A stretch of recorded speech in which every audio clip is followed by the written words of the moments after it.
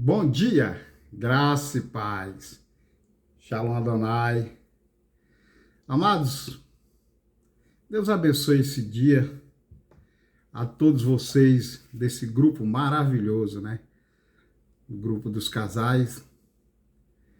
Eu resolvi gravar aqui um pequeno estudozinho só para esse grupo, o nosso grupo dos casais, certo? Então é algo só nosso, porque nós vamos falar algo sobre casais, tá certo? Deus te abençoe grandemente nesse dia. E eu quero falar principalmente um pequeno estudo sobre aliança. E não vai ser uma pregação não. Mas eu escolhi um texto, um versículo que está lá em Provérbios 2:17, que diz o seguinte: o que abandona aquele que desde a sua juventude foi seu companheiro ou companheira e ignora a aliança que fez diante de Deus. Esse provérbio, o escritor, o sábio, estava falando de sabedoria. E com isso ele quer dizer que não é sábio o homem que abandona aquele que ele escolheu como sua companheira desde a sua juventude, ou vice-versa, e ele, de um momento para outro, não há sabedoria nenhuma no homem que ignora a aliança que ele fez diante de Deus. Nós sabemos que um casamento que recebe as bênçãos, naquele momento é feita uma aliança dos cônjuges com Deus. E nesse momento, Deus espera que nós honremos as alianças. Sabe por quê, meu amado? Porque uma aliança com Deus, ela não pode ser quebrada. Isso é muito sério. E nós conhecemos várias histórias, várias passagens na Bíblia de pessoas que quebraram a aliança com Deus e receberam maldições. Nós temos exemplo de Josué, que fez uma aliança com os gibeonitas sem ouvir Deus, e ele teve que honrar essa aliança até os finais dos seus dias. Porque a aliança foi feita diante de Deus e ela não pode ser quebrada. O que é uma aliança no casamento? Uma aliança do casamento, meu amado, minha amada, ela tem uns termos. O primeiro deles são as promessas. Qual a promessa que nós fazemos diante do altar, diante de Deus? As promessas são: nós prometemos amar, honrar, cuidar, se dedicar, prover, com risco da nossa própria vida para o bem-estar do outro. Não é verdade? Isso são as promessas. E diante das promessas, na aliança nós temos a promessa, segundo tem os termos dessa promessa. Quais são os termos, pastor?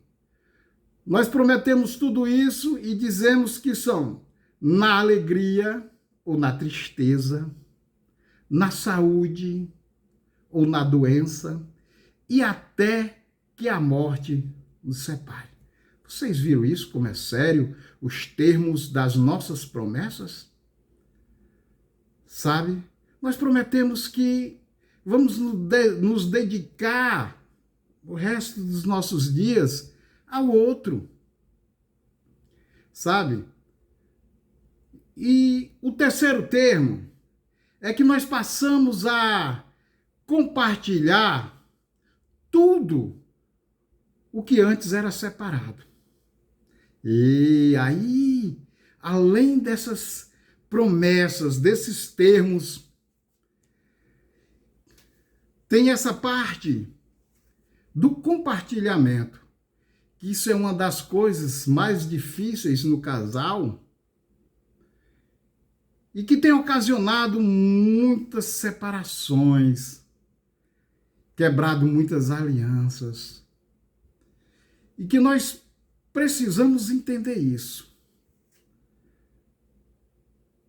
Que a partir da aliança feita do casal diante de Deus, também vem a coisa do compartilhar tudo o que antes era separado.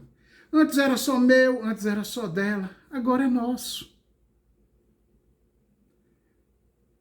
Duas pessoas que vieram de lares diferentes, criações diferentes, pensamentos diferentes, que passam a conviver juntos.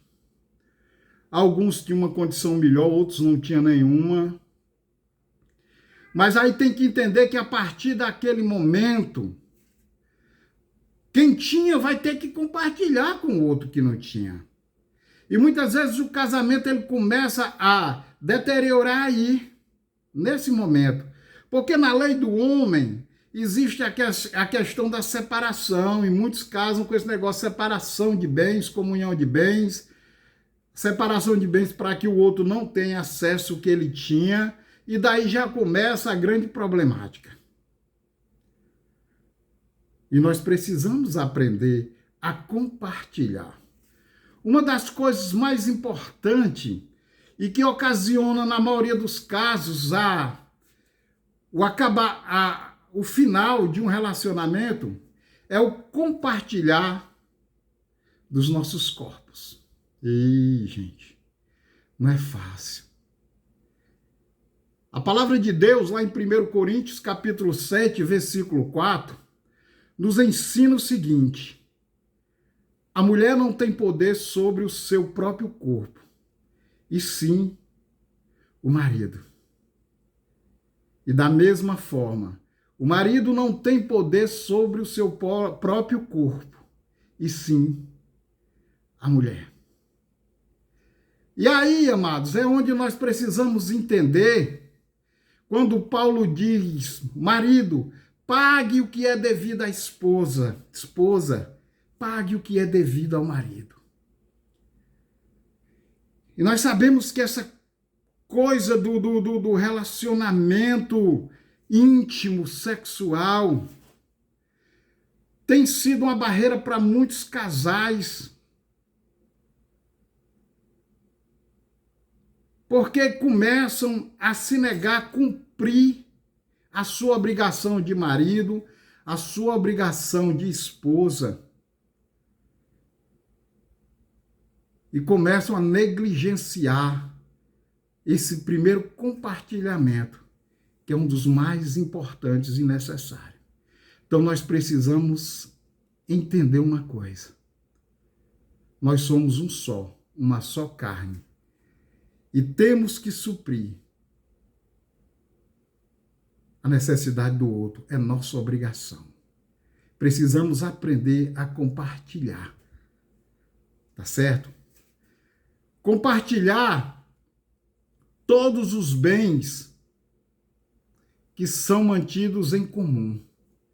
É outra coisa. Quando começa a falar do poder, do dinheiro, começa muitas vezes a desestruturar um relacionamento. Mas o cristão, além de compartilhar o seu corpo com a sua esposa, com o seu esposo, ele precisa aprender a compartilhar os seus bens em comum. O que é de um é do outro. Aprender a compartilhar toda a riqueza, mas também compartilhar as dívidas. A gente vê muita briga, muita contenda nos casamentos, simplesmente porque um acha que não deve compartilhar o que ganha e não deve dividir as despesas do outro. Nós também temos que aprender a compartilhar as nossas forças para a nossa proteção. Compartilhar, nós temos que dar o melhor de nós. Nós temos que nos esforçar, muitas vezes cansado, muitas vezes fatigado, mas as nossas forças têm que estar ali pronta para proteger o outro, para dar o melhor para o outro, para que o outro se sinta bem, se sinta acolhido, se sinta amado, se sinta protegido. Amados, ninguém entra num casamento para ser feliz. Quando se entra no casamento, se entra para fazer o outro feliz. Entenda isso. Porque muitas vezes pode resultar em conflitos. Se começarem a observar, se as posses foram vistas como, não, isso aqui é meu, isso aqui é seu, não mexa nas minhas coisas, que eu não olho nas suas.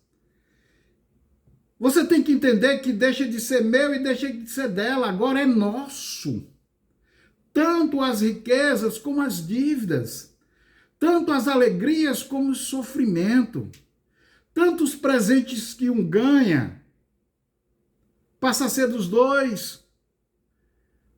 O salário não é só meu, é meu e dela, o dela é dela e meu.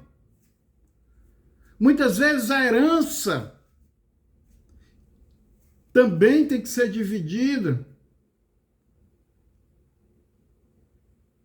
E quando chega nesse momento, já tem a dificuldade de muitos casamentos já acabaram porque a dificuldade de dividir sentimentos, corpos, a atração pelo outro, a dificuldade de dividir os bens, as riquezas. Mas há algo muito mais forte que são os enteados, que também fazem parte desse compartilhar. Por que eu coloquei esse termo? Porque é muito importante, meu amado. Hoje em dia os casamentos acontecem e as pessoas muitas vezes já vêm de outro relacionamento desestruturado que foi acabado e alguns têm filhos. E quando você vai casar, vai conviver, faz uma aliança com essa outra pessoa, ela já traz o kit pronto. E você tem que entender uma coisa, já começa a gerar conflito, porque um ou outro não quer aceitar os filhos. Deixa eu te dizer uma coisa, no momento que você faz uma aliança com o seu cônjuge, os filhos dele passam a ser seus filhos. Podem não ser biológicos, mas tem que ser tratado como filhos biológicos, porque o que é dele é seu e o que é dela é seu. Porque quando há conflito nessa área, entenda uma coisa, quando há conflito nessa área, quando um não quer aceitar os filhos do outro, acontece algo fora do comum. Sabe por quê? Porque o conflito, por conta da falta de aceitação dos filhos, dá à criança o poder de separar os pais. Quantos casais já não se separaram, mesmo se gostando, mesmo se entendendo, porque um resolveu não aceitar o filho do outro? Uma aliança engloba tudo. Então, se você tem um pensamento, não, eu vou fazer uma aliança com você, mas os seus filhos, tem o pai dele, ela tem a mãe dele. Não é assim, eles têm sim, mas a partir daquele momento que um se torna um com o outro, os filhos começam a fazer parte também. Porque a aliança, meu amado, significa a morte da vida independente. Ei, você não é mais independente. Você precisa entender que há uma outra pessoa que é um com você e que você precisa, sim, compartilhar, você precisa, sim, dar satisfação, você precisa, sim, procurar se entender, procurar dar o melhor para o outro. A vida independente, ela acabou. Não existe mais o eu e você. O que existe agora é o nós. Isso é fato. E outra coisa muito importante que você precisa saber, amados.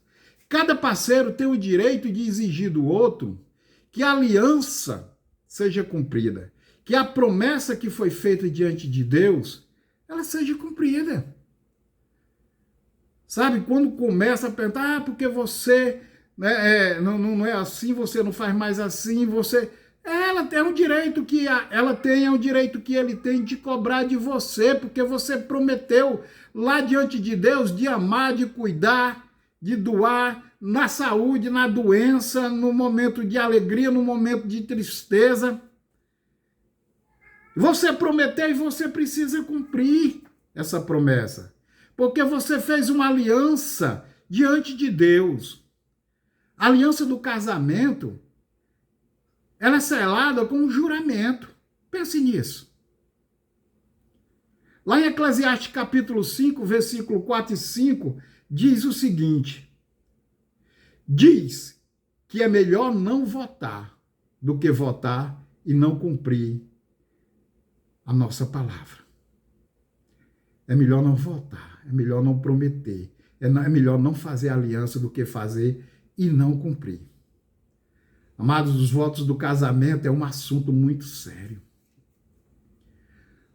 É preciso que a gente aprenda a cumprir, a entender essa aliança, aprender a conservar os preceitos que o nosso Deus requer para cada um de nós, segundo a aliança que foi feita diante dele. Quando diante de Deus nós fazemos uma aliança, nós estamos construindo uma nova realidade. É o cordão de 3 dobras, o cônjuge e o Senhor. E esse cordão de 3 dobras, ele não pode quebrar.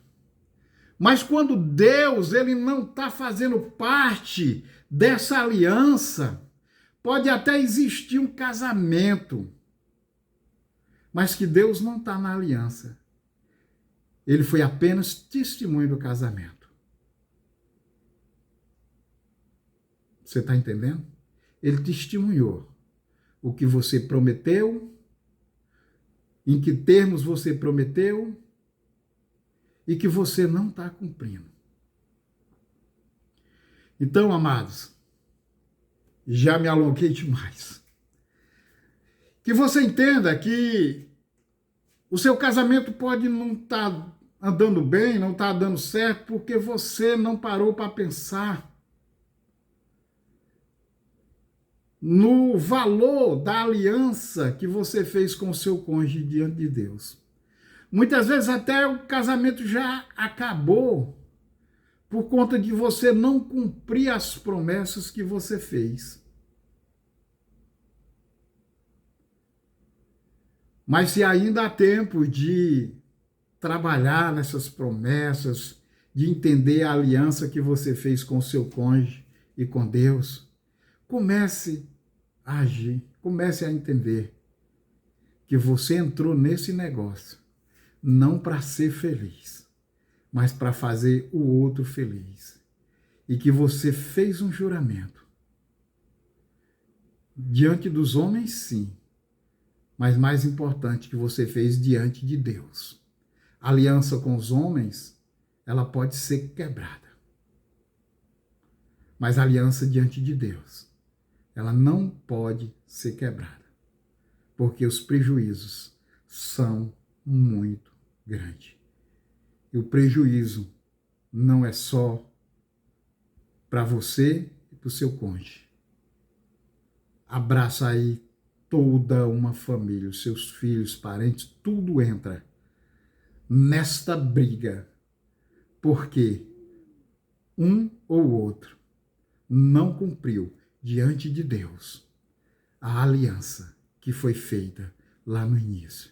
Por isso, não é sábio, meu amado, minha amada, abandonar aquele ou aquela, ignorar a aliança que você fez diante de Deus.